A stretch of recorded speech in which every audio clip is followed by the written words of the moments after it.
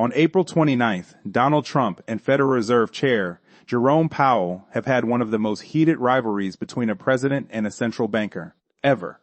Trump first picked Powell for the job back in November 2017, praising him as strong and smart. But since returning to the White House as the 47th president, Trump has ripped into him nonstop over interest rates not dropping fast enough. Trump has thrown around nicknames like numbskull, moron, and dummy whenever the Fed held off on cuts. The central bank did slash rates 3 times in 2025, but stayed cautious, watching how Trump's trade tariffs might fuel inflation.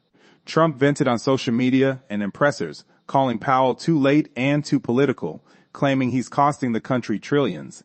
People close to the action saw the tension up close during a spat over renovating Federal Reserve buildings.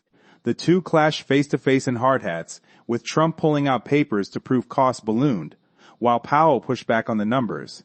Trump even said he'd fire anyone mismanaging a project like that from his real estate days. Lately, worries about the Fed's independence spiked when the Department of Justice launched a probe, drawing heat from senators like Tom Tillis, who paused support for Trump's nominee, Kevin Warsh. But earlier this month, the DOJ dropped the investigation, clearing the path. Now Powell's stepping down to let Warsh take over, wrapping up years of bad blood that show just how tricky it is to balance politics and the economy's steady hand. That's the story for today. Global News Today, driven by AI.